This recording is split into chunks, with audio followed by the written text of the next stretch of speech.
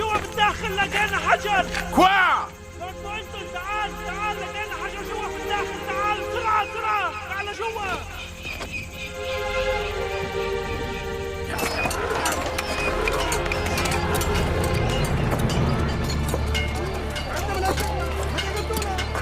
تعبنا خيي شو بدك تعمل؟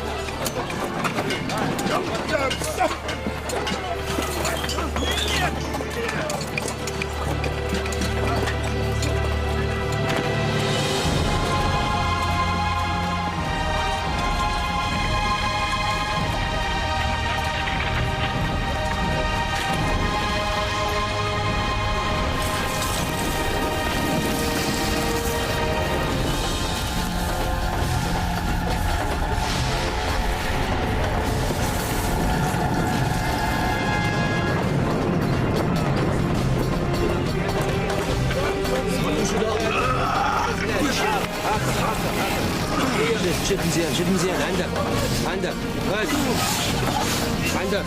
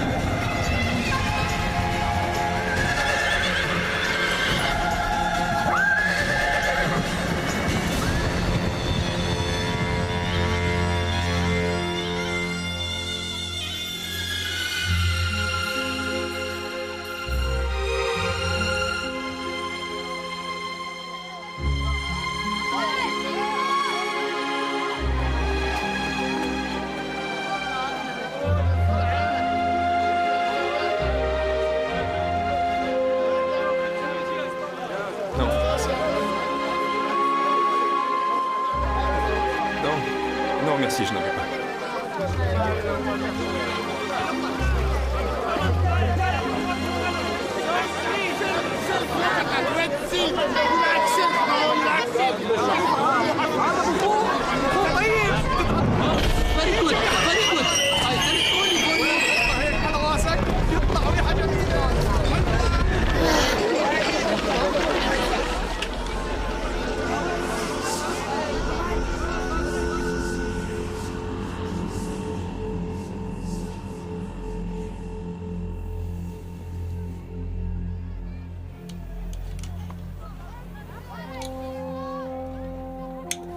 Non. Non, ne dites rien. Pourquoi? Vous avez eu une insolation. Restez où vous êtes et surtout, tenez-vous tranquille. Oh, en fait, le mieux serait de m'asseoir et de boire un grand verre d'eau. Shukran. Je suis déshydratée. J'ai envoyé chercher le docteur. Vous en avez un là. Sarah King, je suis médecin. C'est vous qui allez avoir une insolation à vous promener ainsi sans chapeau. Je viens de me présenter.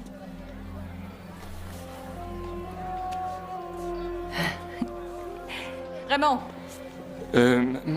Ma mère a besoin de moi. Si vous ne voulez pas vous présenter, peut-être pourriez-vous me présenter à votre mère? Ce n'est pas envisageable.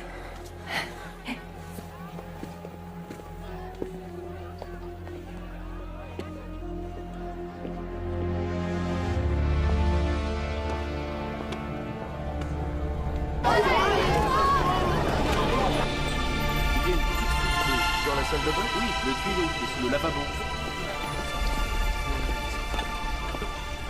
C'est toujours délicat, ce genre d'affaire. Thé au citron, s'il vous plaît. Oui, monsieur. Et chaud, très chaud. Oui. Hélas, non, madame. Je suis vraiment navré. Vous êtes absolument certain de n'avoir aucun journal d'aucune sorte dans votre hôtel? Je suis vraiment désolé. Vous n'avez pas fini d'être désolé, c'est moi qui vous le dis.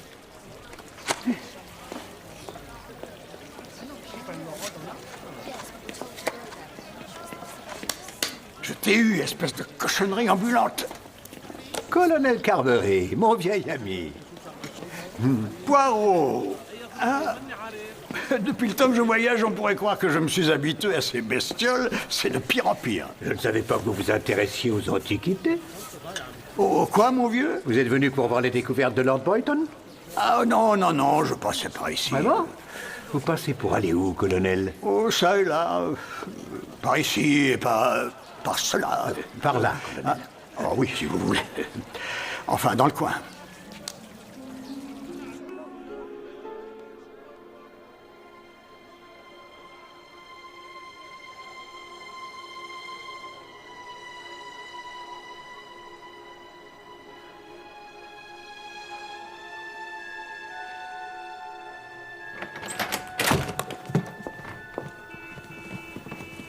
Je peux vous aider?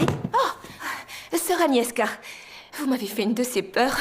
Je cherche la chambre numéro 9. Oh, ici c'est la 6. Je suis vraiment désolée d'être entrée ainsi chez vous. Vous êtes venu assister aux fouilles de Lord Boynton? Oui, c'est mon beau-père. Dieu a été généreux avec vous, mademoiselle. Votre beau-père fait de grandes choses, c'est quelqu'un de bien.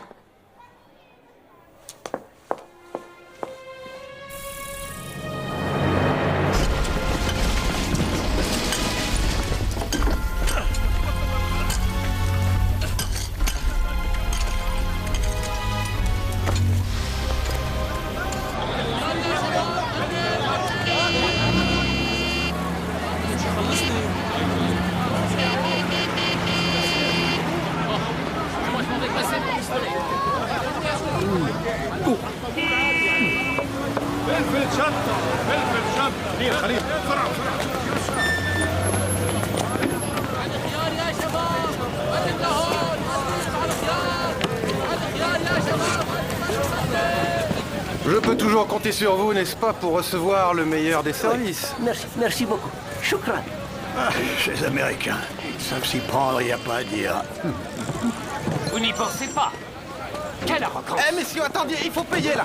Il faut payer la course. Comment je fais, moi, pour vivre si vous me donnez rien? Savez-vous qui je suis? Mais je m'en fiche de savoir qui vous êtes. Attendez, Ce que je veux, suis c'est le l'argent. fils de Lord Boynton. Fils de Lord? Alors vous payez, s'il vous plaît. Merci, monsieur. Salut. Non, mais quelle pagaille. C'est typique. Si vous...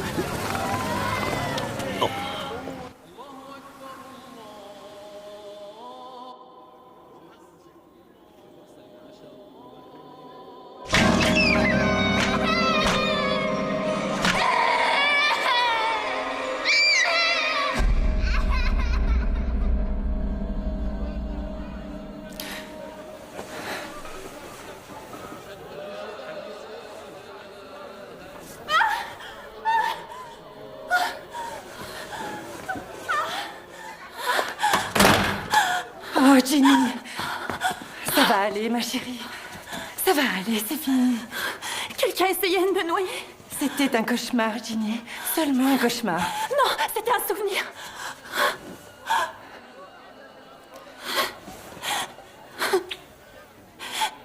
Je ne peux pas continuer ainsi.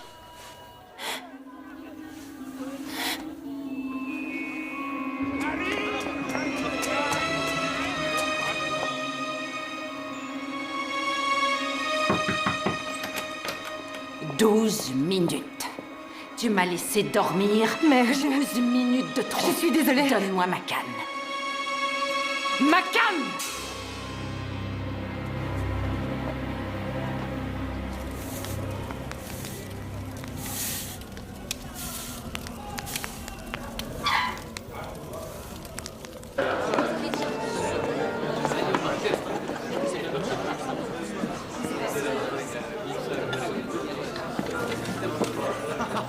Ah, excellent.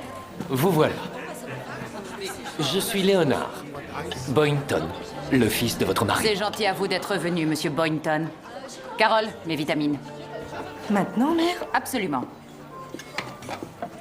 Ginny, on dirait que tu souffres de phtisie. Tu attires les regards de la façon la plus déplaisante qui soit. Va donc dans ta chambre mettre de la couleur sur tes joues.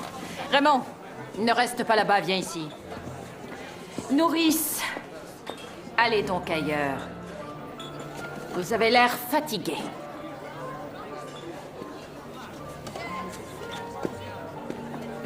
Nous devons discuter de ton attitude. La bouderie, c'est comme la timidité. C'est inacceptable. C'est une façon de faire l'intéressant. Je ne boude pas, mère. Je me demande simplement s'il est bien prudent de voyager alors que le marché est très fluctuant. Wall Street n'ose même pas respirer sans m'avoir consulté avant ou que je sois il y a quelques moments que ce soit. J'ai oublié mon livre. Va me le chercher, Raymond. Votre livre.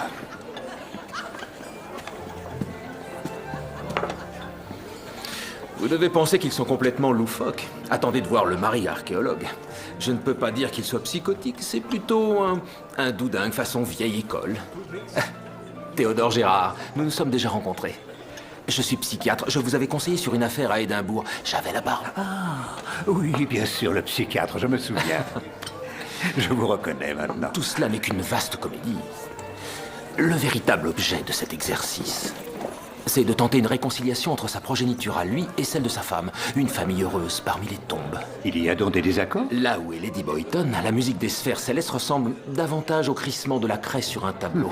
Si vous voulez bien excuser mes propres incohérences mentales, je vais aller mettre ma tête dans la gueule du lion. Je ne peux pas résister. Vous permettez, madame, que je me joigne à vous quelques instants?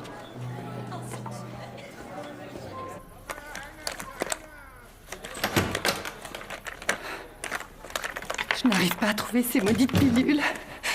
Oh, Seigneur, Raymond. Elle les a avec elle. Quoi? Elle a ses vitamines avec elle dans son sac. Le livre qu'elle m'a envoyé chercher, elle ne l'a pas apporté en Syrie. Carole, on les connaît bien, ces jeux auxquels elle joue. Un jour, Raymond, je le jure devant Dieu. Oui, je sais. Je prendrai un marteau et je cognerai. On devrait peut-être en parler. Ne plaisante pas avec ça. Tu me connais. Je ne plaisante jamais.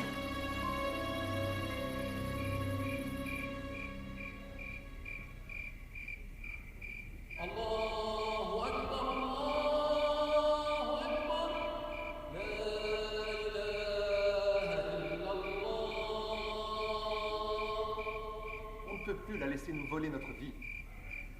Oh, Raymond. Je sais. Mais alors, on n'a plus le choix. Elle doit mourir.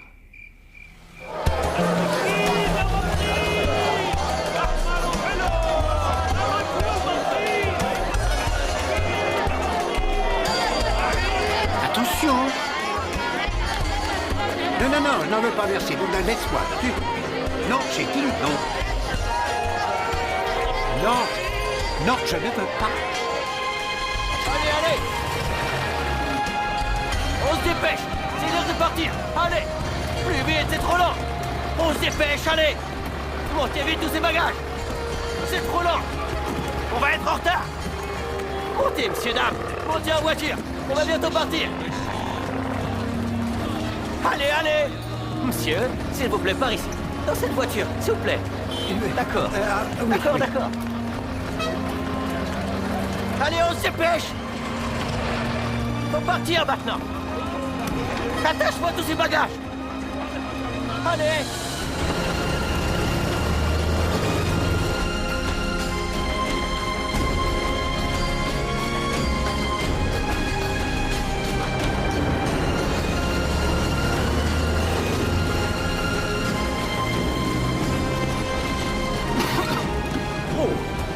Les fouilles de Lord Boynton attirent du monde. À part les membres de sa famille sommés à comparaître au complet. Nous avons le Dr King, qui est bien le genre à mettre des punaises sur une carte pour montrer où elle est allée. Monsieur Jefferson Cope, qui est un peu ennuyeux, non? Lui, je suis sûr qu'il aime les vieux os, les vieilles poteries, et ainsi de suite. Quant à l'honorable Léonard, il doit s'occuper de la maison de son père dans le Dorset, sans un sous-vailleur, pendant que son père, lui, parcourt le Moyen-Orient à la recherche de la tête de Saint Jean-Baptiste. Il y a aussi la nonne polonaise. Moi, elle me donne la chair de poule.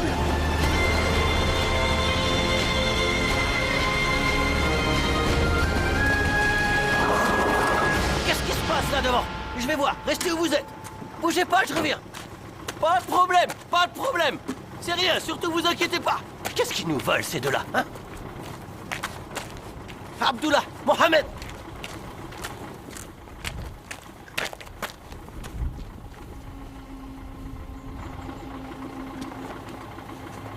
Pas de problème.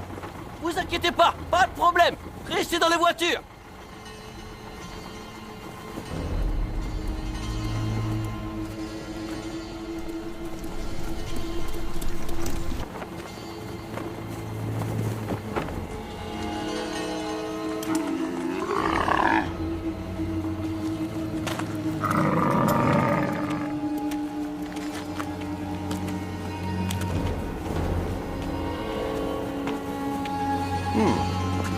Qu'est-ce que c'est que ça? Un poste de péage mobile?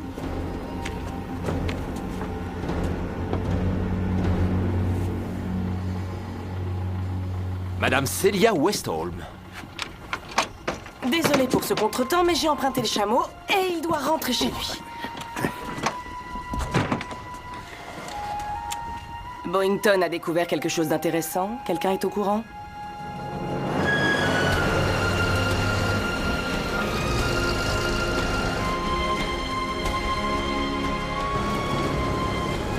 Avez-vous lu l'un de ses livres, Monsieur Poirot? Oui. C'est à cause d'elle que je suis là. Elle nous donne vraiment l'envie de voyager.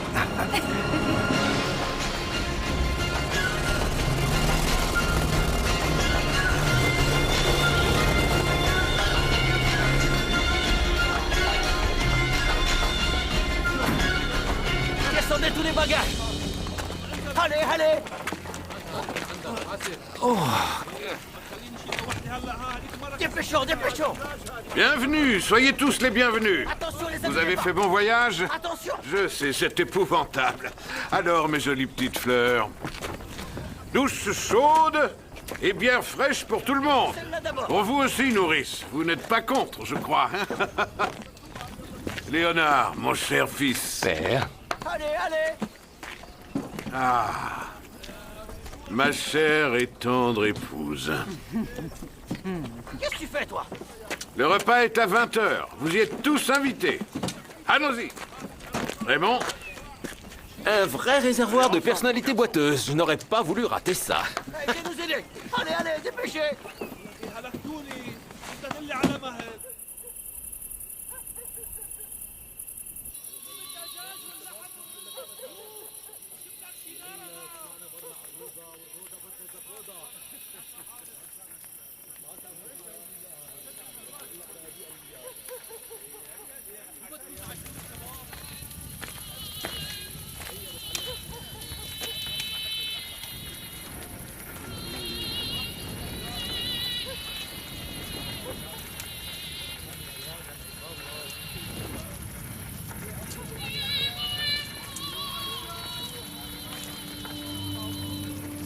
Allez, vite.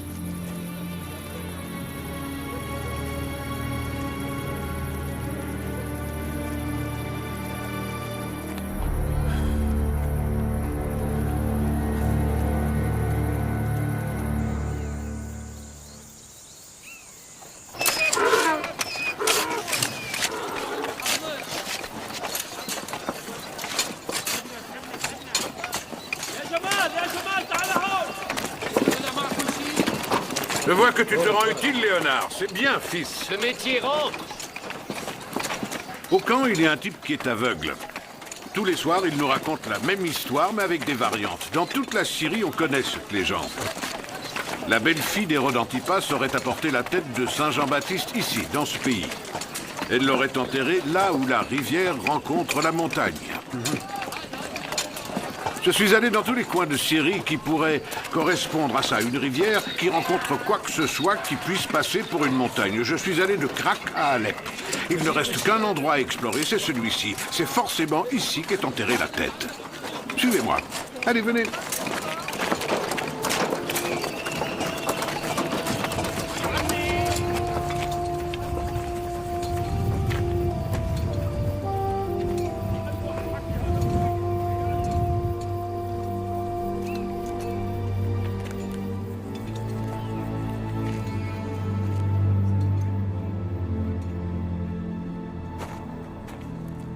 Oh, mon Dieu!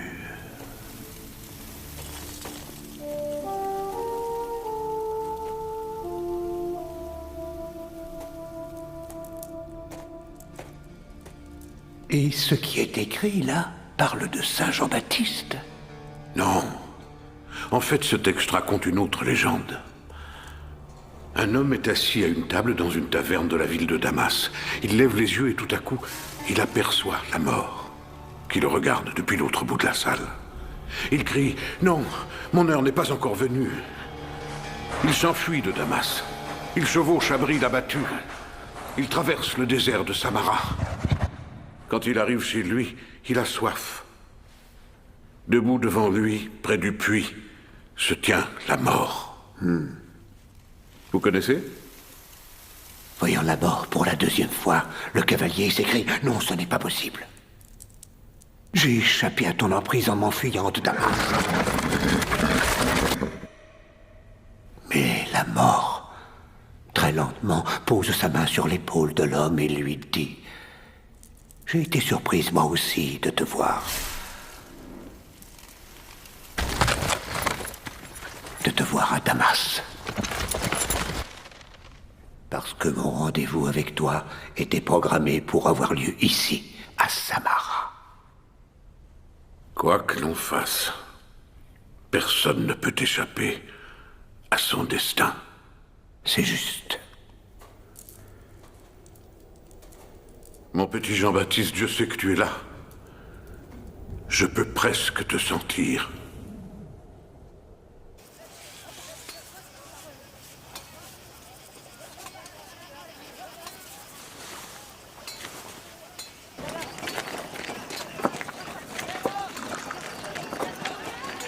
Du sucre, Raymond? Mettre du sucre dans son thé indique une certaine faiblesse de caractère. Raymond ne prend pas de sucre.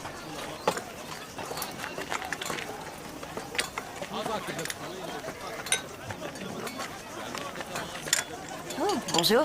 Vous avez une mine affreuse. Merci. Je me sens pas bien du tout. Vous devriez voir un médecin. Je viens d'en voir un. Il dit que j'ai la malaria. Oh. Je me suis bourré de médicaments, mais ça ne fait pas encore d'effet. Vous ne venez pas en excursion avec nous, alors? Si je devais avoir une crise en chemin, ça me serait sûrement fatal. La seule solution, c'est de rester ici toute la journée avec Lady Boynton. Ah, vous feriez mieux de venir avec nous. La décision est facile à prendre. J'aime ce soleil. Je passerai la journée à regarder les fouilles depuis la plateforme. Excellente idée, ma petite Caille. La vue de là-haut est superbe. Et puis, vous pourrez nous surveiller, Léonard et moi-même. Vous allez participer aux fouilles, monsieur? Oh, je serais prêt à nettoyer les égouts si je n'avais comme seul autre choix que de faire la conversation à l'horrible grosse vache qu'a épousé mon père. Vous ne venez pas avec nous voir la rivière, Lady Boynton? Au dire de tous, de là-bas, la vue sur la Casbah est vraiment magnifique. Le garçon a-t-il apporté mon journal? Non, mère. Fais-le renvoyer.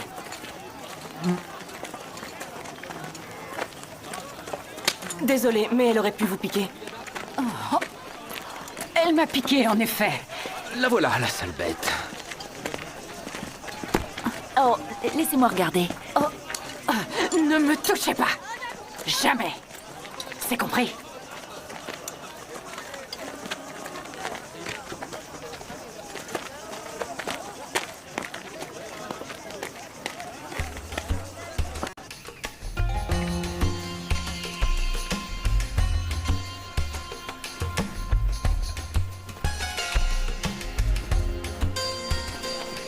Vous me dévisagez très souvent. Oh, je fais ça, moi? Oui, tout le temps. Chaque fois que je tourne la tête vers vous, vous me regardez. Pourquoi? Parce que j'aime la forme de votre visage. Vous avez un très joli visage. Ça vous ennuie? Je ne le ferai plus si vraiment ça vous gêne. Ça ne m'ennuie pas. Je vous en prie, monsieur Coe. Si Poirot vous retarde, partez de bon. Oh, je ne suis pas pressé. Ce paysage est là depuis quelque temps déjà. Il ne va pas s'en aller. Ah, mais vous connaissiez déjà la famille Boynton? On ne peut pas vivre à New York sans connaître cette famille-là, vous savez. Lady Boynton est quelqu'un d'important dans le milieu de la finance. Je l'aime bien. Si je puis me permettre, monsieur, il me semble que votre amitié pour elle n'est pas réciproque. Oh, elle déteste tout le monde. C'est bien connu. Elle n'en a rien à fiche des autres. Je trouve que ça lui donne du style. Vous voyez les choses de la manière la plus bienveillante qui soit, monsieur. Je suis du genre facile à contenter. Ah. Vous êtes à nouveau au soleil sans chapeau. Il y a des gens qui font toujours les mêmes erreurs. Raymond, écoute un peu ce que Monsieur Bédéker dit. Ce monumental édifice connu sous le nom de... Excusez-moi. Merci, mademoiselle. Je pensais que loin de son épouvantable mère, je pourrais avoir une petite conversation tout à fait anodine avec Raymond. Mais non. De toute évidence, la famille me considère comme une aventurière avec qui toute relation amicale est à bannir. Franchement, c'est insultant. Je ne me laisserai pas faire. Voilà. Mesdames et messieurs, nous sommes arrivés. Vous allez pouvoir vous reposer.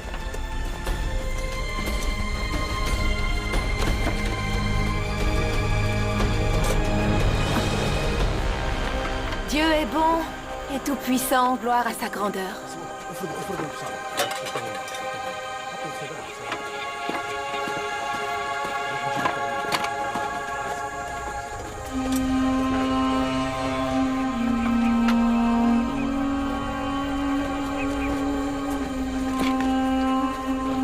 Si vous voulez mon opinion, vous ne me l'avez pas demandé, mais vous auriez dû, alors je vous la donne.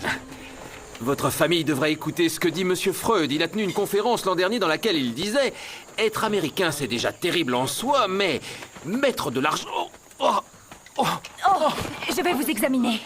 Non, ça va aller. Mahmoud, il va faut aller. ramener monsieur au camp immédiatement. Mais non, je n'ai besoin de personne. Laissez-moi tranquille, vous. Ces médecins, ils croient tout savoir. Venez. Vous n'allez quand même pas me porter, non? Non, je peux y aller tout seul. Ça me fera faire de l'exercice. Où vas-tu, Ginny? À ton avis? Buvez un peu d'eau.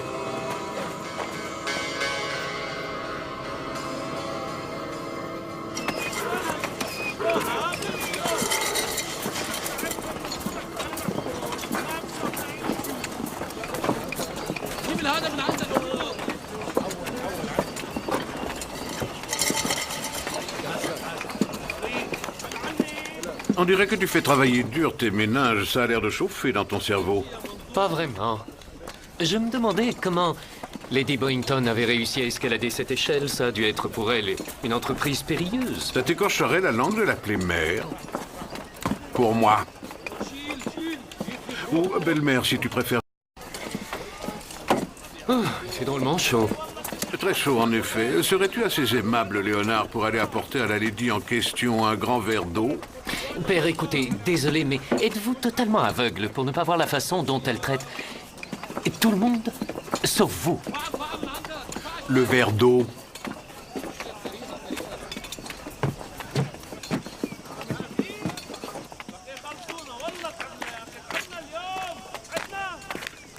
Dites-moi, est-ce que vous voulez un verre d'eau? Vous voulez autre chose à boire? Un seau de strychnine, par exemple.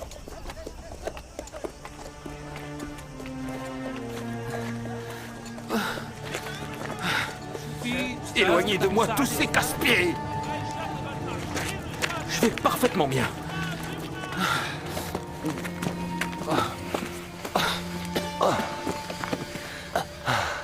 Docteur, qu'est-ce qu'on fait? Dehors les casse-pieds. Qu'est-ce qu'il dit? Il dit dehors les casse-pieds. Oh, je peux sortir, effectivement. Non, pas vous. Restez là.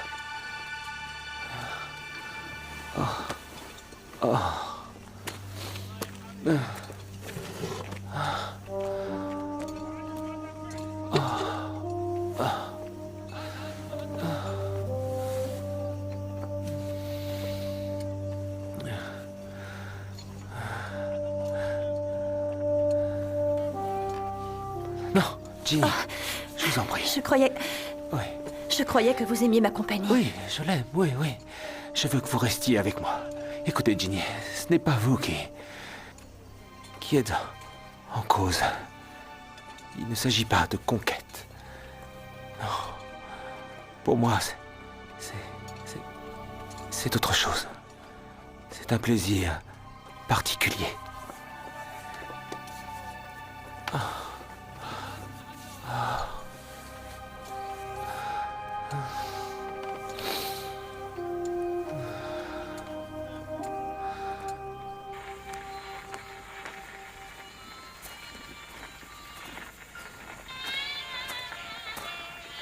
Votre nom soit sanctifié, que votre règne arrive.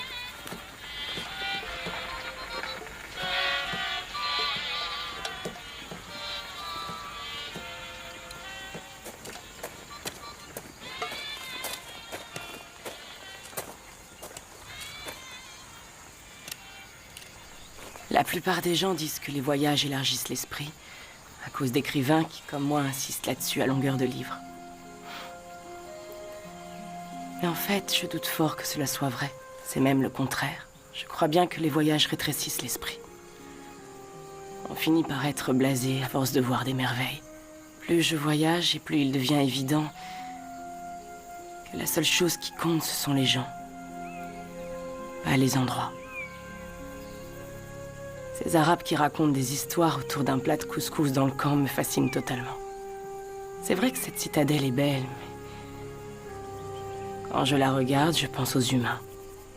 Je vous salue, Marie, pleine de grâce. Je n'aime pas beaucoup cette sœur. Elle a une façon de tourner autour de la plus jeune des Boynton. C'est nonne, elle flaire la détresse, la vulnérabilité, elle s'en gave jusqu'à satiété. Maudit vampire caché sous des voiles. Maintenant, et à l'heure de notre mort.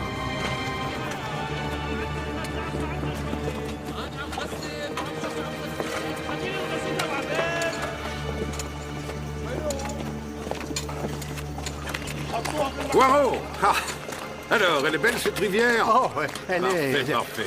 Eh bien, nous ici, nous n'avons rien trouvé d'extraordinaire, mais l'espoir fait vivre. Pas de carbure de silicium ni quoi que ce soit du même genre. Et Lady Boynton est-elle heureuse de sa journée? Oh oui, monsieur Poirot. Elle l'est toujours. Le mot ennui ne fait pas partie de son vocabulaire, vous savez. Chérie, vous m'entendez? Je pense qu'il est grand temps que vous descendiez de votre perchoir pour prendre l'apéritif, ma petite caille. Ça vous va si on dit dans 10 minutes? Espèce de chippie, va.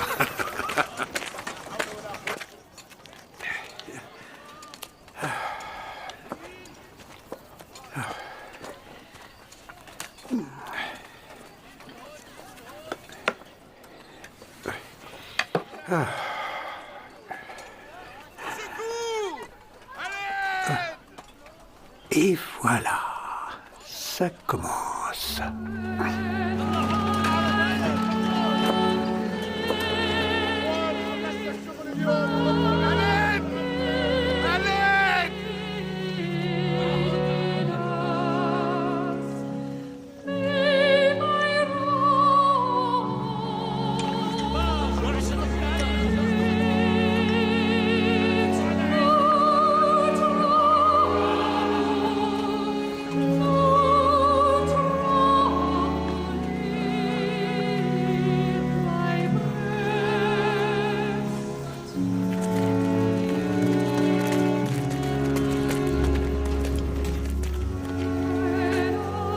C'est vous qui êtes médecin? Oui.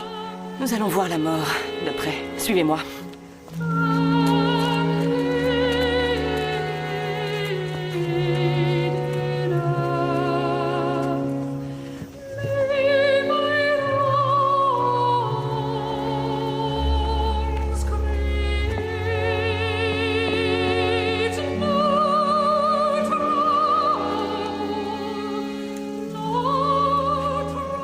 Fermez-lui les yeux.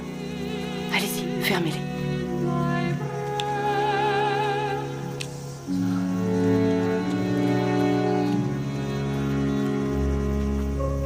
Je suis désolée. Elle est morte.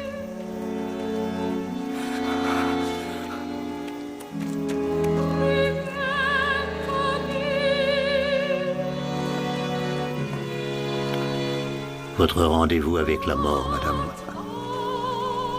était prévu pour avoir lieu ici.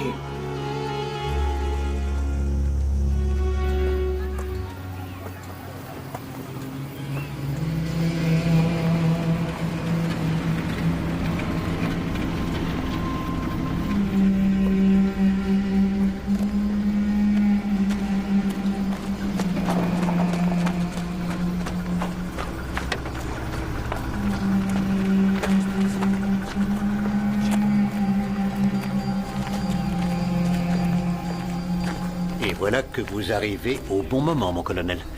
Vous vous attendiez à cette mort subite, non? Oh, pas du tout. Je suis sur une autre affaire. On verra ça. Montrez-moi le corps de cette femme.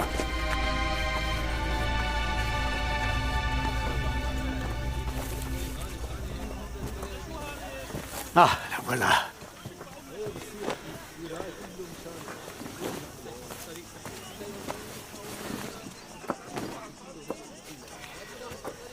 Qu'est-ce qui s'est passé? Excusez-moi, mais accepteriez-vous que je mène l'enquête?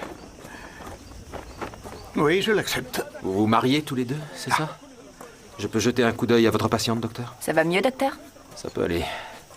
Un sacré trou, dites donc, est mal placé. On lui a planté... Un couteau. Plus gros qu'un couteau, lame plus épaisse. Un burin? Un burin fera l'affaire. Quel que soit l'outil, il a été utilisé avec efficacité. On l'a planté et ensuite on a fait ce mouvement pour créer un maximum de dégâts. Elle n'est pas morte depuis plus d'1 heure. Oui, je ne sais pas ce que ça fait là.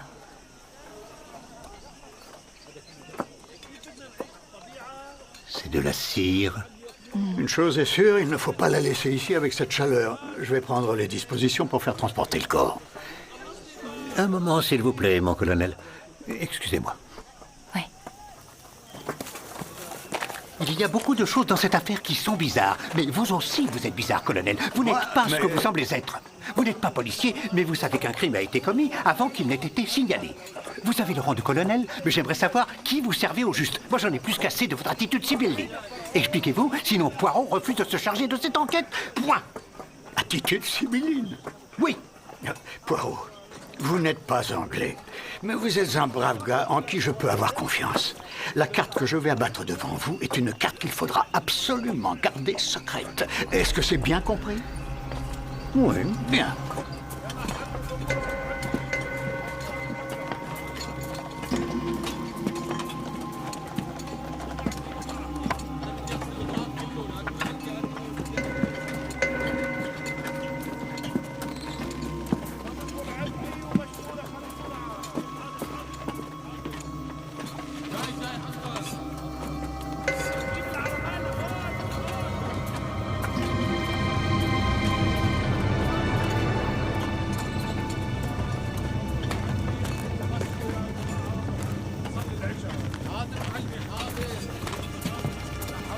Vous continuez les fouilles, monsieur?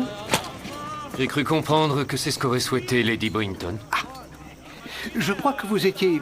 Pardon de vous poser la question.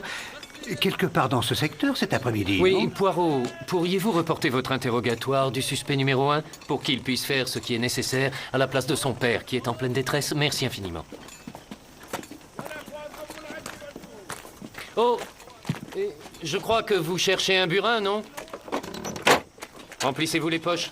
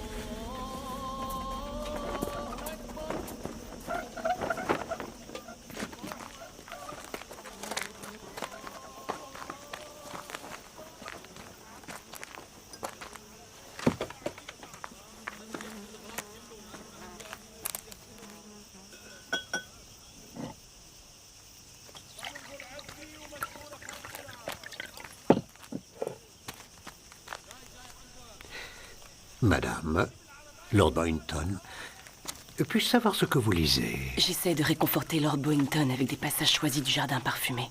Est-ce que les gens disent que c'est moi qui ai tué ma femme? Non, non, monsieur.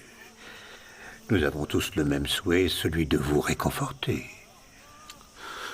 J'étais heureux d'avoir quelques années de plus que Léonora. Je pensais qu'ainsi, ce serait moi qui décéderais le premier. Que je ne connaîtrais pas la douleur d'avoir à vivre sans elle à mes côtés.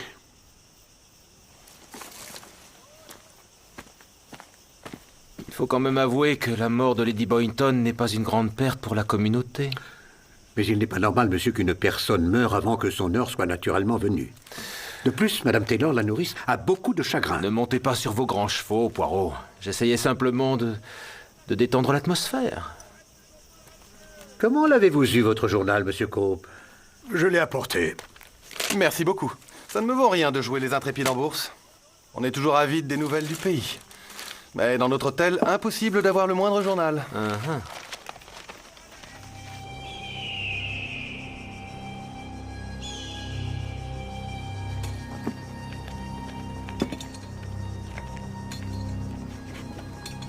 Croyez-moi, ça va vous aider, Jim.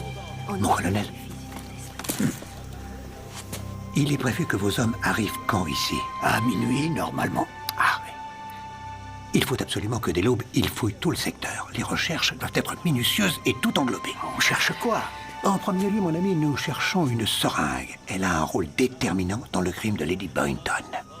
D'accord. Bonté divine. Ce sera fait. Bien.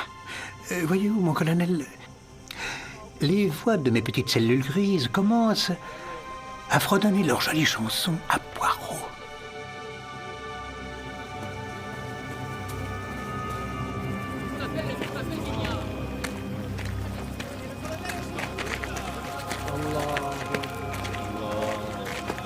Venez avec moi, je vais vous aider. Vous ne pouvez pas rester comme ça. Je comprends votre chagrin.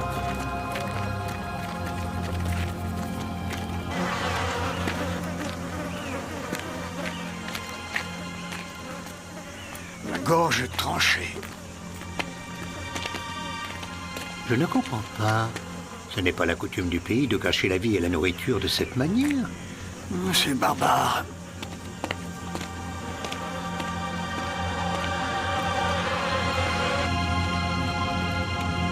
Monsieur. Ah.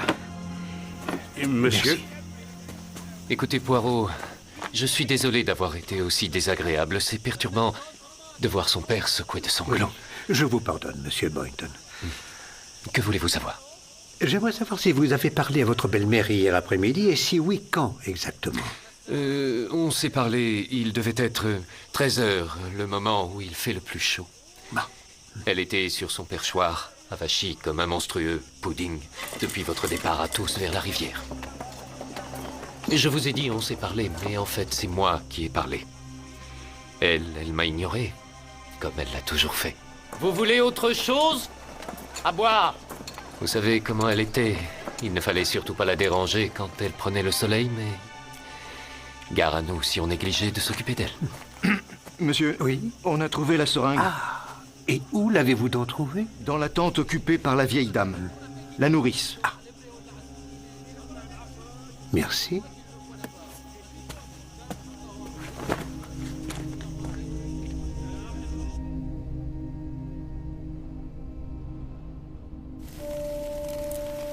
Et le roi dit à ses serviteurs, allez donc aux endroits d'où partent les chemins, et convoquez à la noce tous ceux que vous trouverez. C'est une belle parabole. Ce roi utilise le mot convoquer dans le sens de contraigner, qui vient du grec anankazo. Ça veut dire faire venir de manière impérative. Les Espagnols s'en sont servis. Ils ont souvent utilisé ce mot pour justifier les atrocités qu'ils commettaient au nom de l'Inquisition. Car Dieu a ordonné que ceux non désireux d'entrer dans son royaume soient poussés à y entrer par la force. C'est terrible. Sous quelque forme que ce soit, la contrainte est une chose terrible. J'ai surpris mon beau-père racontant la légende qui est écrite à cet endroit. La mort qui poursuit un homme à travers le désert.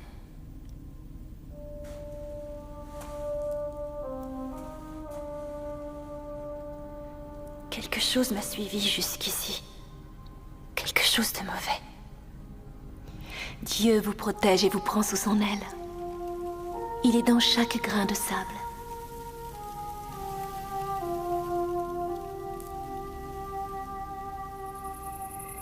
مكان يا سامعين الكلام ما يطيب الحديث ولا الخراريف ولا التحديث ولا الخراريف إلا بذكر النبي عليه السلام.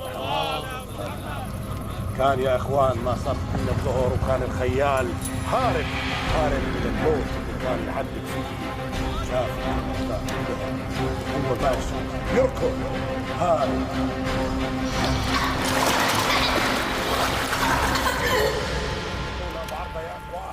وهو ماشي والدنيا حر الشمس تحرقها عيال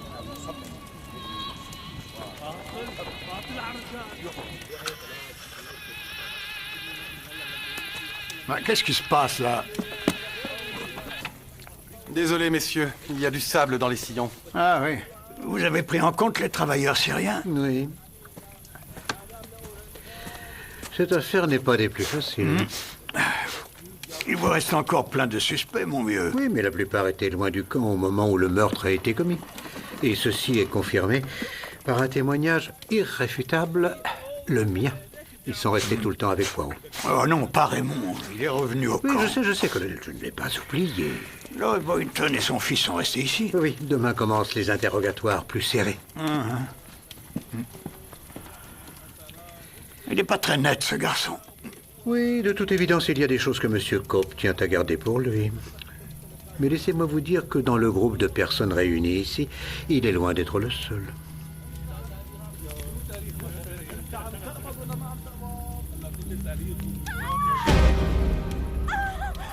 Qu'est-ce qui se passe? Vite, c'est par là. Dans cette direction. On n'y voit rien. Il venait d'où, ce cri? De ce côté. Il faut aller voir par là. Qui a crié? Je n'en sais rien. Vous avez vu quelqu'un bouger? Non. Ça venait d'où exactement?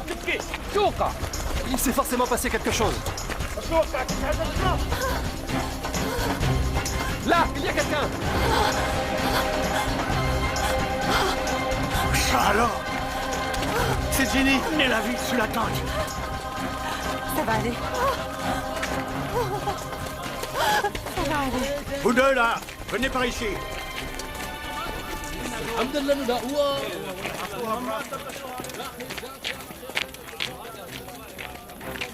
Ne laissez partir personne.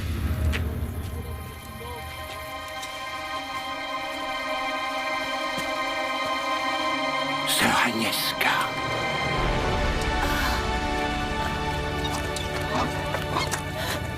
Viens t'asseoir. Ça va aller. Ça va aller. Chut, c'est fini.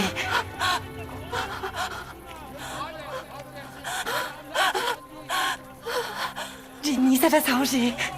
Chut. Chut, chut. Je peux être utile?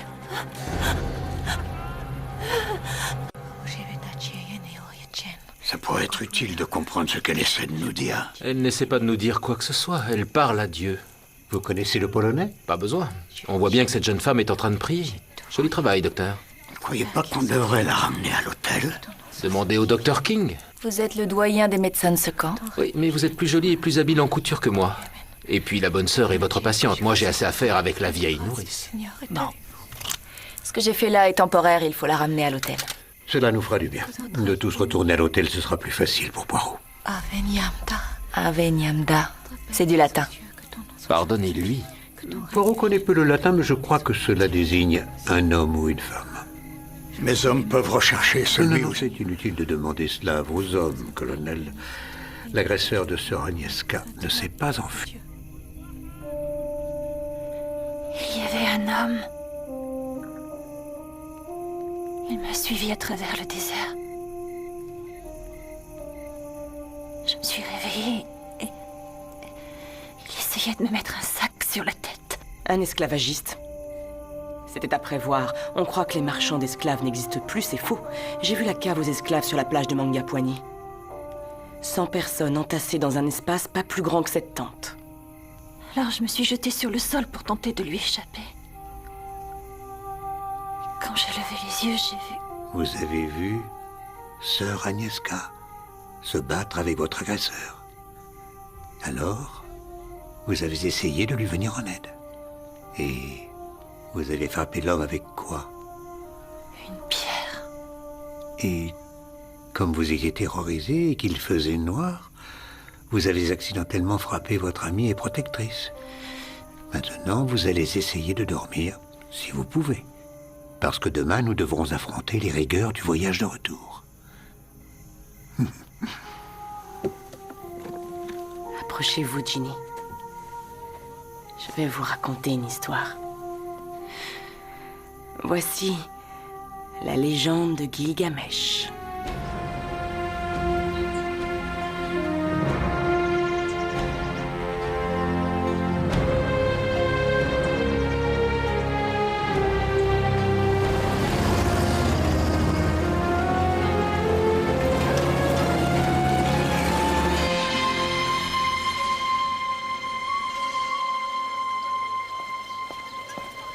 Madame. Ah, shukran.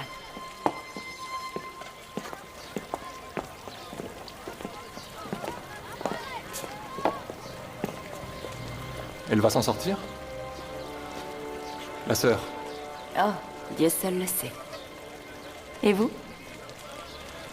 Moi, je ne suis pas blessé. Ça peut se discuter. Il semble y avoir un consensus sur le fait que vous ayez tué votre mère. C'est aussi votre avis, Sarah? Alors ça... 5 mots à la suite, dans une phrase qui se termine par mon prénom. Si vous continuez à être aussi volubile, je vais vous demander d'être moins familier. Croyez-vous que j'ai tué ma mère? Non. Mais ce que je crois est sans importance. C'est lui qu'il faut convaincre. C'est vous l'autorité en matière de légende. Dites-moi. Que s'est-il échappé de la boîte de Pandore quand sa femme l'a ouverte? Tous les maux de l'humanité. Oui, c'est cela. La folie, l'avidité, la honte, parfois. Je crois qu'avec mon beau-père, il s'est passé à peu près la même chose. Lorsqu'il a fait sauter le bouchon de cette satanée tombe. Et vous voilà, Poirot, faisant la chasse à tous les maux qui en sont sortis. Est-ce que Lady Boynton vous a blessé physiquement? Ma mère ne recourait pas souvent à la violence, trop intelligente pour ça. Elle préférait nous soulever le sommet de la boîte crânienne et ratisser la moindre parcelle de notre cerveau avec sa langue empoisonnée. Aucun endroit où se cacher, Poirot. Même pas de notre tête. Jamais. Carole a toujours été pétrifiée. Elle a essayé de se faire bien voir de mère, d'être dans ses bonnes grâces, sans jamais y arriver. Ginny, quant à elle, était terrifiée au point d'en devenir folle. Ou peut-être même pire.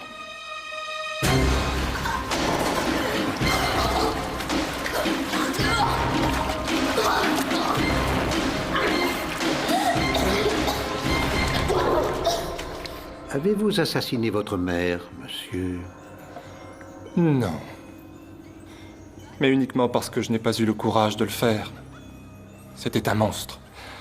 Poirot, elle a toujours éprouvé beaucoup de plaisir à nous regarder souffrir. Mais pourquoi était-elle aussi cruelle? Que voulait-elle? Nous punir ou quelque chose dans le genre. Mais pour quel délit?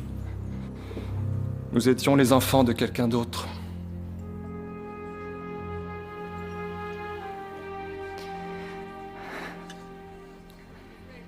C'est vrai. Nous avons été adoptés, tous les trois. Ce n'est pas un crime envers Dieu ni envers la nature d'être orphelin. Oh, mais si, monsieur. C'est un crime épouvantable. Lady Boynton... Madame Pierce, à cette époque, voulait à tout prix avoir des enfants. Mais Monsieur Pierce et elle ont eu beau faire, ils n'y sont pas arrivés. Pour mère, l'adoption était la seule solution. Avant de réussir à rassembler une famille, elle a reçu beaucoup de candidats. Ne faites pas ça! C'était un accident! Et en a rejeté un grand nombre.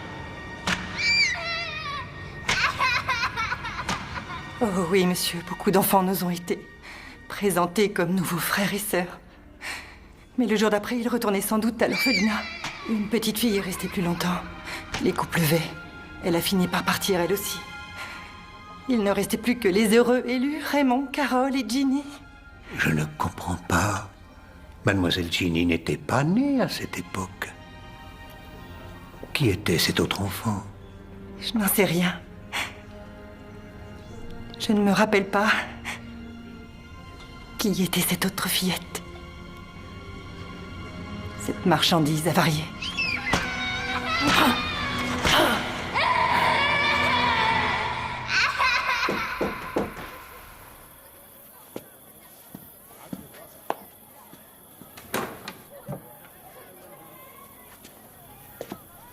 Merci.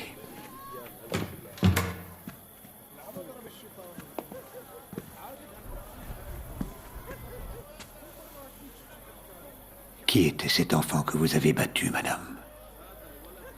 Pouvez-vous le dire à Poirot?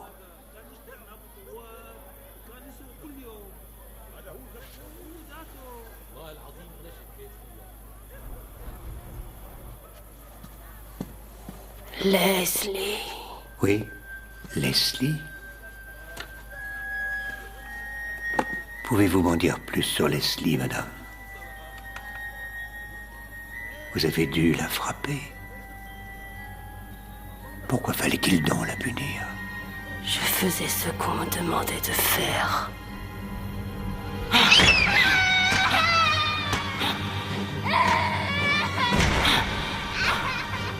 Je n'ai pas encore entendu d'excuses.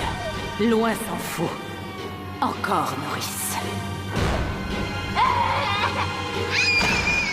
Oh, que cette femme était méchante. Et Leslie, madame, qu'est-elle devenue? Est-elle encore en vie? Père, père. Non, je ne suis pas votre père. Poirot, voulez-vous bien me passer ma mallette? Oui. Je vais faire de mon mieux pour vous soulager. D'accord? Merci. Sédatif ordinaire. Vous pouvez vérifier si vous voulez. Allons-y. Avalez ça.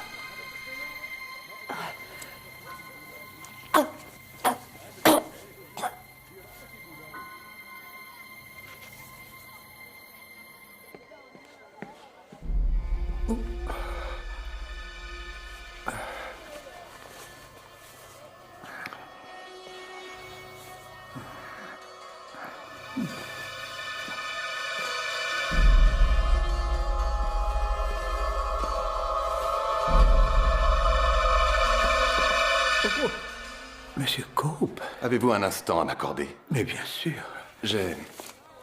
J'ignore si cela a un rapport avec tout ce qui s'est passé, mais je préfère vous en parler. Il semblerait que j'ai perdu beaucoup d'argent. Monsieur Cope, je suis désolé. Non, je m'en sortirai. Ce qui va vous intéresser, c'est que l'action qui a dégringolé est celle de la Pierce Holding Company. Non. C'est la compagnie de Lady Boynton. C'était aussi solide que du béton. L'action la plus sûre de Wall Street. J'avais investi pas mal d'argent dans cette société.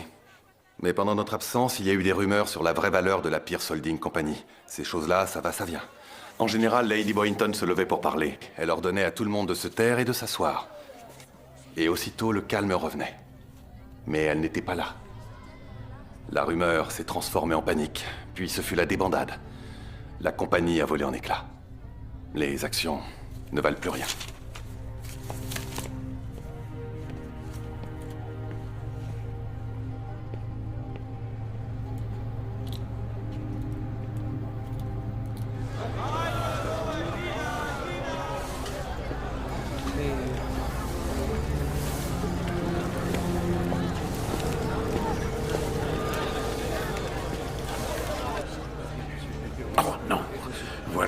Cet horrible petit Belge qui se tord les mains comme le vacher quand il vient toucher ses étrennes de Noël. C'est un homme respectable. C'est un véritable fléau, cet homme.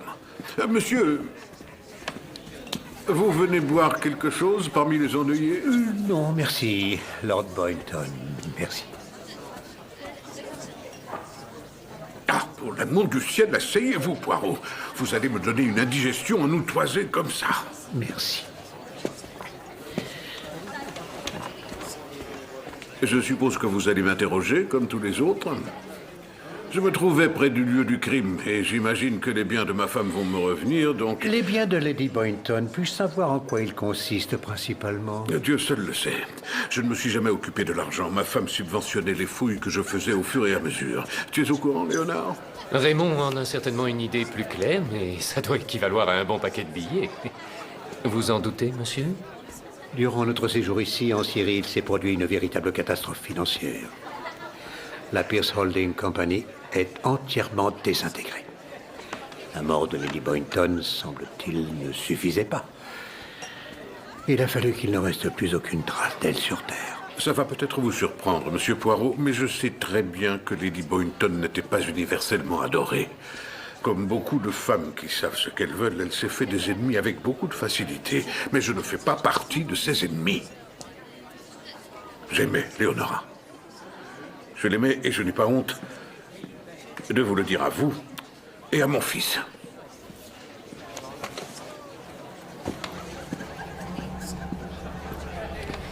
Était-ce indispensable de lancer cette réflexion de cette manière? Les méthodes de Poirot, monsieur, ne peuvent pas toujours être agréables.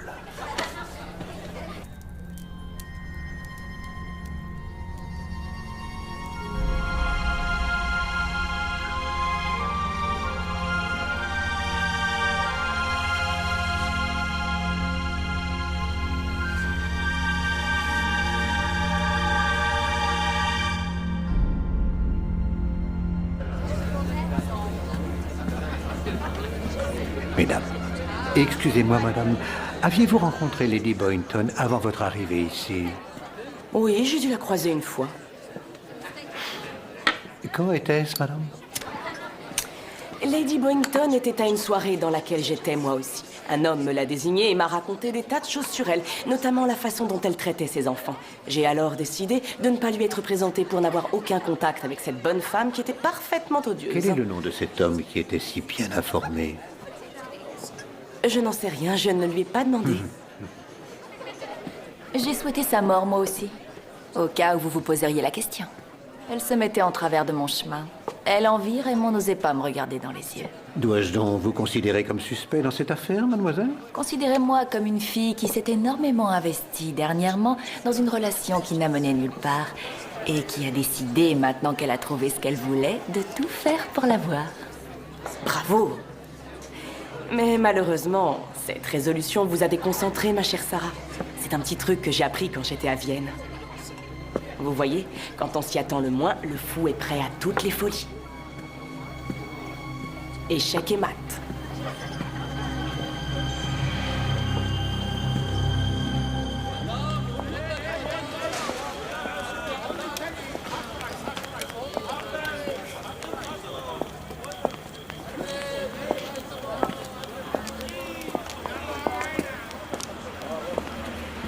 J'ignorais que vous fumiez.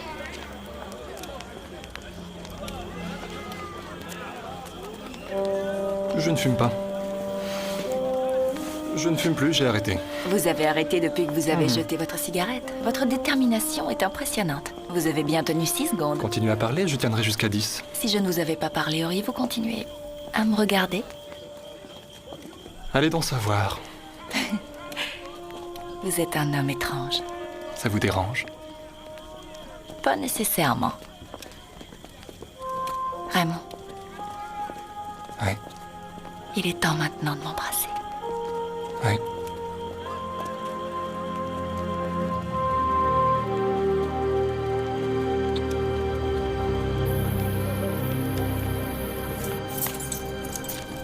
Il y a encore quelqu'un là-dedans? Il y a encore quelqu'un qui soit pas mort?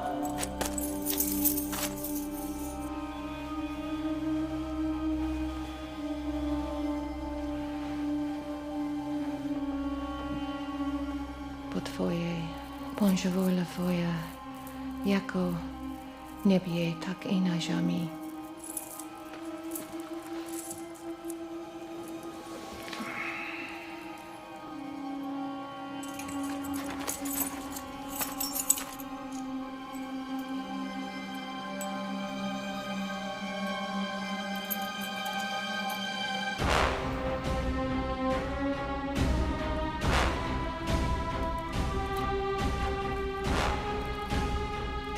Który w niebie, gdzie wąży imię Twoje, przyjdź królestwo Twoje, bądź wola Twoja, jako w niebie, tak i na ziemi.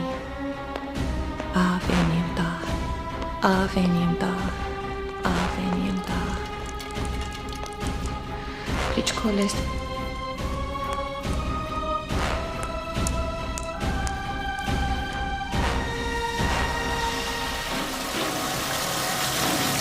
Ojcze nasz, który w niebie, przywołaj imię Twoje, przyjdź królestwo Twoje, bądź wola Twoja, jako w niebie, tak i na ziemi.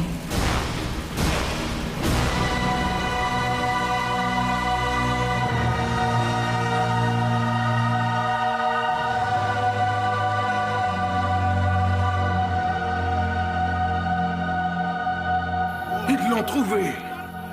C'est incroyable. Ils ont trouvé la tête de Saint Jean-Baptiste. Voilà une nouvelle extraordinaire, monsieur. Il faut que je retourne à Ibn Moussa immédiatement. Ça pose un problème? La nourrice, Madame Taylor, a été retrouvée noyée dans sa baignoire. Suicide. Oh, c'est affreux. La pauvre femme. Oui. Est-ce que quelqu'un va s'en occuper? Oui, monsieur.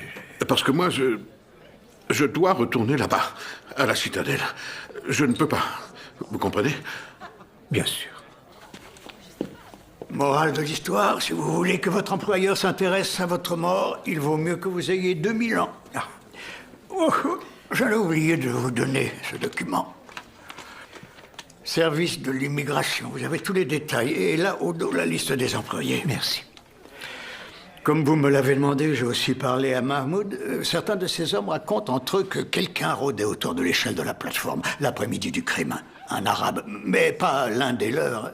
Ça s'est passé environ 1 heure avant la mort de Lady Boynton. Ah, ouais, cette affaire est compliquée, Poirot. Pas tant que cela, mon ami. Voyez-vous, au moment où Poirot a presque renoncé à gratter pour tenter de trouver l'ouverture de la coquille, pouf, elle s'ouvre en lui comme une fleur qui éclot. D'où Jésus. Alors, on fait quoi maintenant? Ce à quoi le meurtrier s'attend le moins de la part de Poirot, on retourne à la citadelle. Nous et tous les autres.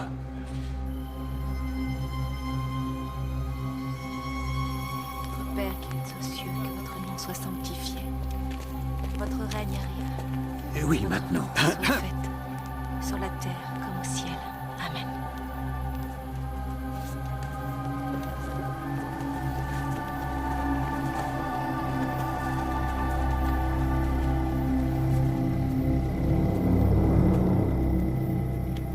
Mes amis, dans cette affaire, tout semble fait pour embrouiller les fils. Les pistes, vous voulez dire? Oui, bien sûr. Il y a tellement de diversion, tellement de digression. Attendez-vous à ce que Poirot les pèle comme il pèlerait un oignon. Oh, voilà qu'il parle d'oignon maintenant. Ça ne vous ferait rien d'en venir directement au fait? Lord Boynton, votre femme finançait vos expéditions au fur et à mesure, n'est-ce pas? N'aurait-il pas été plus efficace d'avoir tout l'argent d'un seul coup? Quoi? Il n'y a plus d'argent. Il est vrai que pour vous, monsieur, il n'y en a jamais eu. Pour vous, qui gérez le domaine de votre père, les difficultés n'ont pas manqué. Car il faut le reconnaître, si Lady Boynton s'est toujours montrée généreuse avec votre père, elle s'est montrée plutôt pingre avec vous. Vous pouvez me regarder d'un air soupçonneux tant que vous voulez, monsieur. Je n'ai rien fait de mal. Dites à Poirot ce qu'il y avait dans le sac. Quel sac? Qu'avez-vous acheté à ce petit Syrien au sac rouge? Je me souviens du Syrien, mais je ne me souviens pas des cochonneries qu'il m'a fourguées. Heureusement, Poirot, lui, le sait. Il y avait cette petite chose. La voici.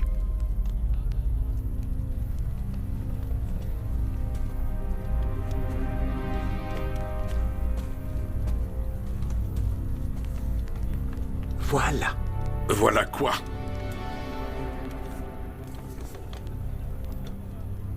Eh bien, c'est une dent. Pour être précis, c'est une molaire de la mâchoire supérieure de Saint Jean-Baptiste. Vous remarquerez qu'elle porte les traces d'une obturation en or. Parce que ce crâne, censé être celui de Saint Jean-Baptiste, n'est en fait, comme l'a dit Monsieur Léonard, qu'une cochonnerie. Qu'est-ce que vous racontez encore comme bêtise? Ce crâne n'a pas été acheté à un colporteur et ensuite posé dans la tombe. Personne ne l'a touché à part nous. Cette tête, telle qu'elle est là, a été exhumée, intacte, in situ. Excusez-moi, Poirot, mais vous racontez des foutaises avec votre petit air supérieur. Comme mon père vous l'a expliqué, personne d'autre ne l'a touché. Elle s'emboîte parfaitement. Bon.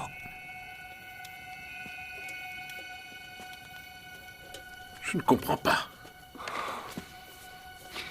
Père, vous avez passé votre vie à déambuler dans tout le Moyen-Orient, année après année, sans jamais rien trouver qui soit digne d'intérêt. Je voulais que ça s'arrête. Vous n'avez fait que vous bercer d'illusions idiots que vous êtes. L'argent de votre femme, je n'en voulais pas. Il ne m'a jamais intéressé. Je voulais que vous soyez libérés de ce besoin. Libérés. Je voulais que vous trouviez ce que vous cherchiez.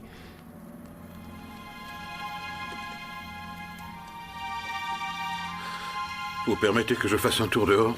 Je viens avec vous. Non. J'ai besoin de me retrouver seul quelques instants. Vous m'y autorisez? Oui. Je vous en prie, monsieur.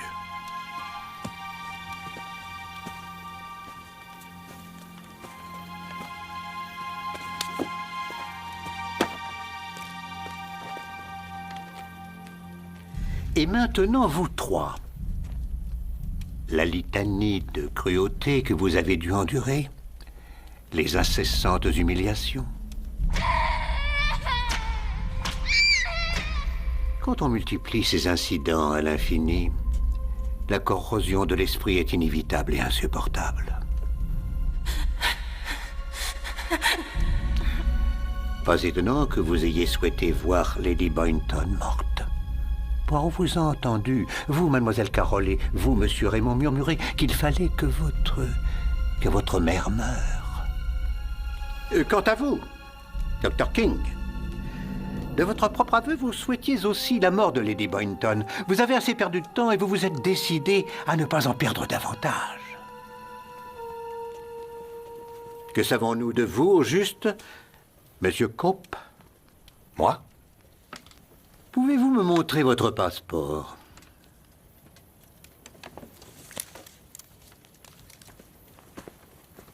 Merci. Vous avez choisi d'utiliser votre second prénom et pas le premier. Oui. Et pourquoi avez-vous fait ce choix-là? Parce que mon premier prénom est ambigu en ce qui concerne le genre. Il s'écrit différemment, mais c'est aussi un prénom de fille. Quand j'étais enfant, je trouvais cela agaçant. Je suis sûr qu'il y a beaucoup de choses dans votre enfance que vous avez trouvées agaçantes, monsieur Leslie Jefferson Cope.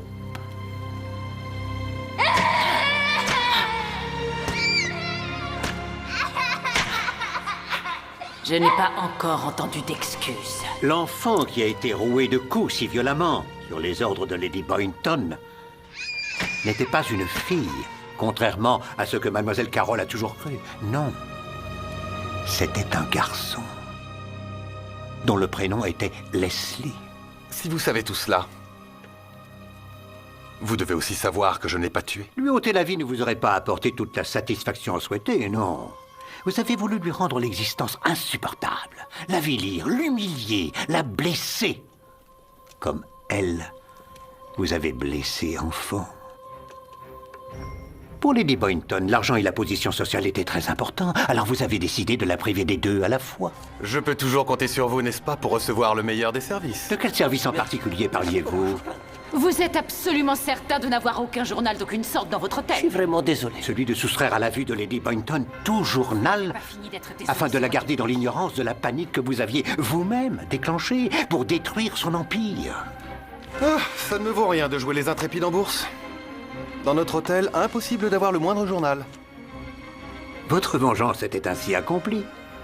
Vous avez investi dans votre propre escroquerie et vous avez perdu volontairement des milliers de dollars uniquement pour induire Poirot en erreur.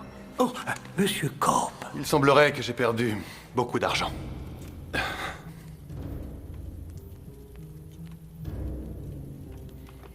Hélas, Poirot a encore un poisson à ferrer.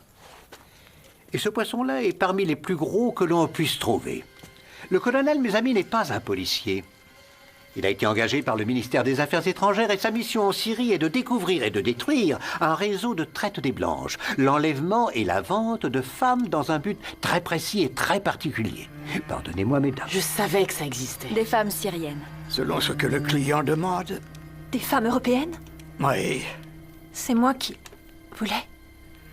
Hélas, oui, mademoiselle. De la vie de Poirot. Il y a une certaine personne qui a ordonné à son agent de rechercher une jeune femme de type caucasien qui vous ressemble beaucoup. Qui ait la peau très pâle et qui soit rousse comme vous. Et qui est cet agent, Poirot? Il est ici parmi nous? Assurément. Mademoiselle Ginny, quand vous avez frappé votre agresseur, vous avez atteint votre cible. Ça va aller. Cette femme si assidûment amicale avec vous est celle qui a essayé de vous mettre un sac sur la tête. Sœur Agnieszka.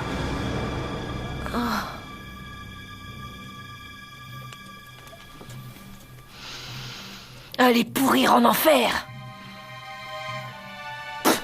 Sœur Agnieszka, vous aurez à répondre de vos actes.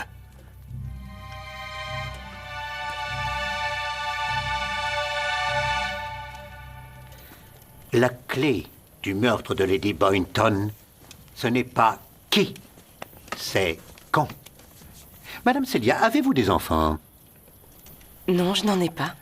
Je vous demande de reconsidérer votre réponse, madame. Inutile de la reconsidérer, je sais que je n'ai pas d'enfant. Alors, madame, vous êtes une menteuse.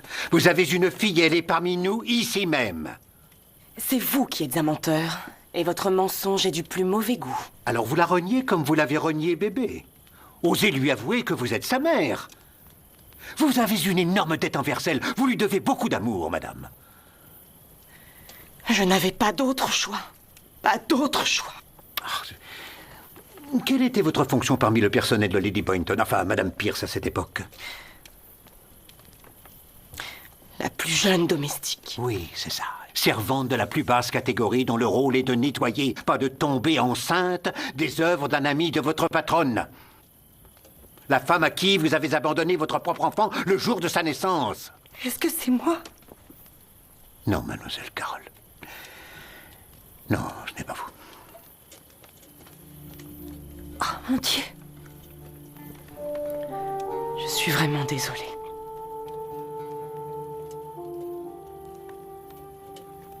Alors ça...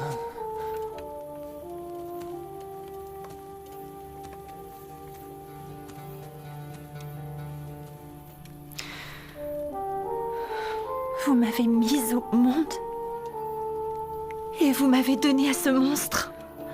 Je suis venue pour te sauver. Comment l'avez-vous découvert? Mademoiselle Poirot n'en était pas certain.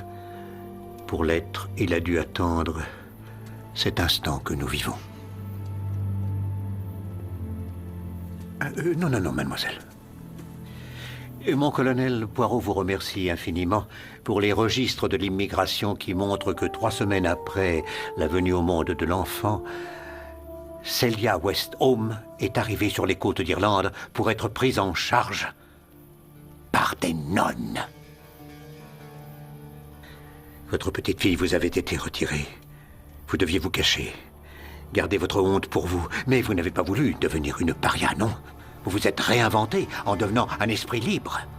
Un écrivain, une grande voyageuse, une femme qui réussit. Madame Celia Westhome. Et chaque fois que vous pensiez à votre fille, vous vous consoliez en vous disant qu'elle devait être heureuse, mais elle ne l'était pas. Elle était même très malheureuse. Elle était comme en prison dans la maison de Lady Boynton. Alors les remords vous ont submergé jusqu'à enflammer votre cœur. Je vais vous raconter une histoire. Voici la légende de Gilgamesh. Gilgamesh était le plus bel homme de toute la création.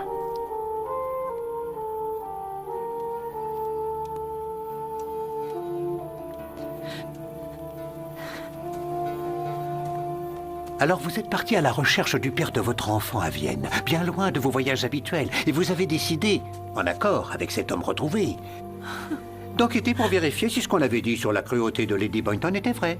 Et là, vous avez découvert que tous ces enfants étaient martyrisés. Ce n'est pas une guêpe qui a piqué Lady Boynton. Comment aurait-elle pu? Désolée, mais elle aurait pu vous piquer. La guêpe était déjà morte.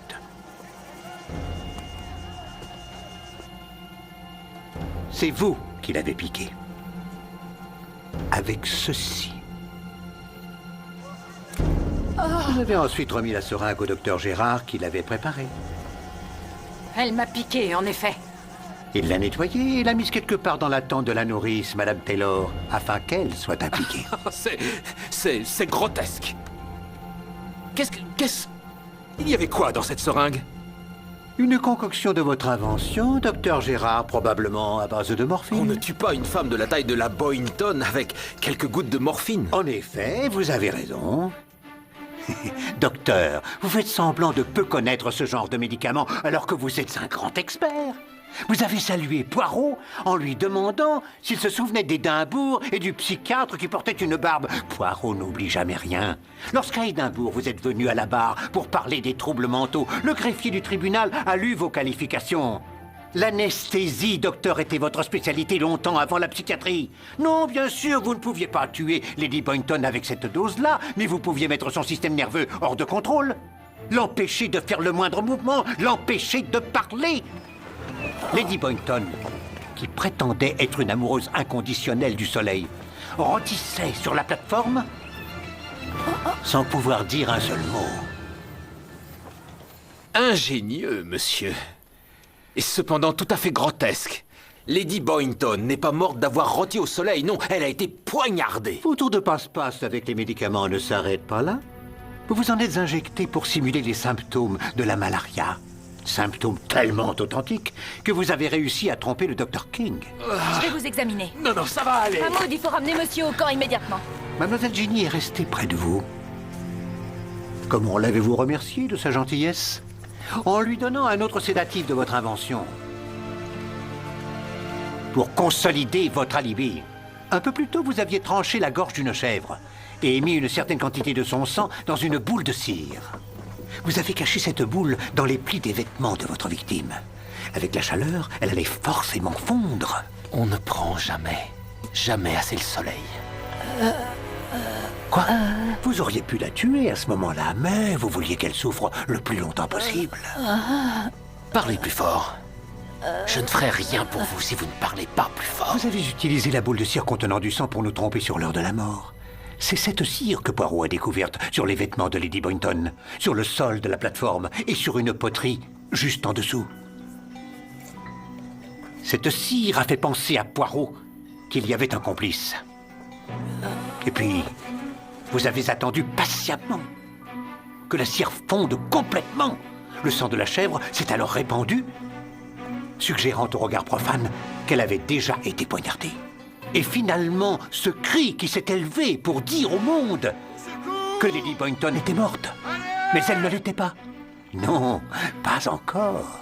C'est vous qui êtes médecin? Oui. Nous allons voir la mort.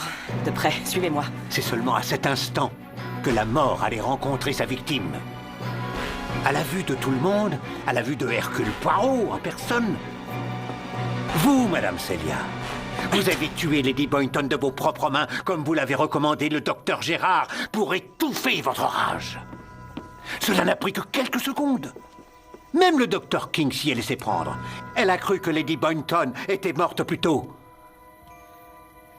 S'il vous plaît, veuillez vider le contenu de votre sac à main.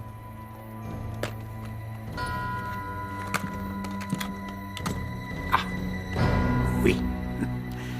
Et le docteur Gérard qui encourageait Poirot à la recherche d'un burin. Un burin ferait l'affaire. Alors que l'arme du crime était dans votre main toute la journée. Eh bien, il a fallu qu'on se donne un mal de chien pour faire tout ça. Une question. Qu'est-ce qui vous fait croire que les faits se sont vraiment déroulés comme vous venez de le raconter? Madame Taylor. Oh, Seigneur, c'est moi qui ai fait le coup aussi? À moins que ce soit toi, Celia. Vous lui avez dérangé l'esprit avec une solution de mescaline si forte qu'une seule goutte a donné des vertiges à Poirot. Vous vouliez qu'elle ait des hallucinations pour la rendre sensible aux suggestions. Vous avez encombré son esprit de tellement de honte et de sentiments de culpabilité que vous saviez qu'elle se donnerait la mort dès qu'elle en aurait l'occasion. Vous ne pouvez pas continuer à vivre après tout ce que vous avez fait. Souvenez-vous de ce que vous avez infligé à la petite Ginny. Que vous a dit, Madame Taylor? Père. La nourrice, Madame Taylor, n'était pas en train de délirer. Vous lui aviez dit que vous étiez le père de Mademoiselle Ginny.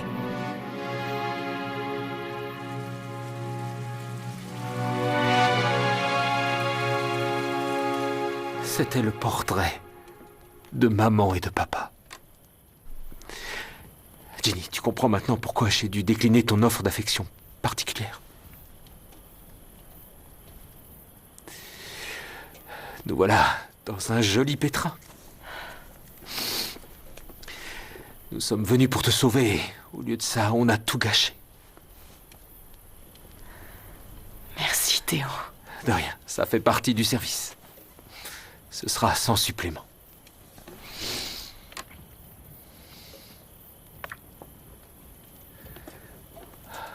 Je n'ai jamais cessé de t'aimer, Célia. Oh.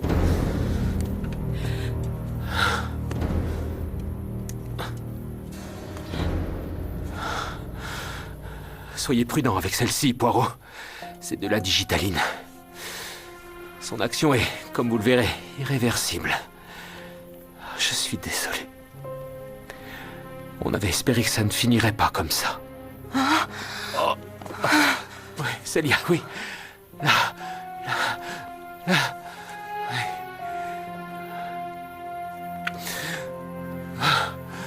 Non, non, docteur, non. Occupez-vous des vivants. Ils paient leurs factures. Plus vite. Ils ont des conversations plus intéressantes.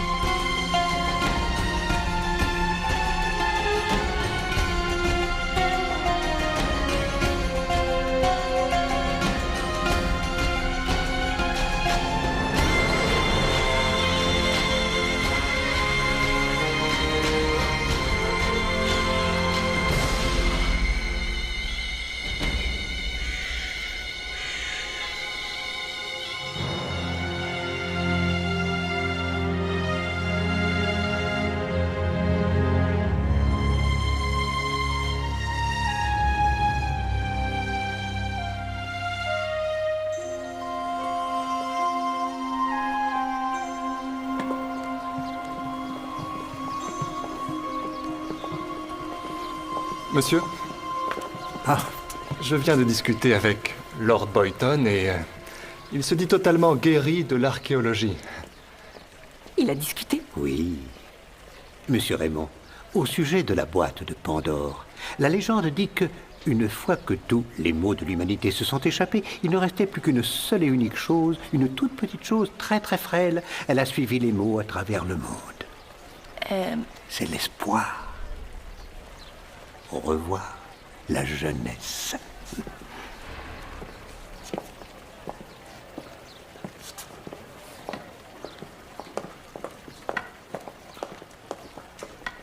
Monsieur Poirot. Mademoiselle. Avec Carole, je vais aller en Égypte voir le Sphinx. Oh. Ce n'est pas la grande aventure, mais c'est notre premier voyage seul. C'est un début. C'est moi qui en ai eu l'idée. Lady Boynton disait que j'étais de constitution trop faible, que ma peau était beaucoup trop claire. Je crois qu'il est temps de montrer à ma peau et à mon corps fragile qui est le maître. C'est bien, mademoiselle. Avant de partir, le vieil homme que je suis aimerait pontifier quelque peu, si vous le permettez. Voyez-vous, quelles que soient les épreuves que la vie vous ait infligées, il n'est rien qui ne puisse être réparé par la main du Tout-Puissant, notre Créateur. Je vous encourage à méditer cela parce que sans cette certitude, je crois que nous serions tous au bord de la folie.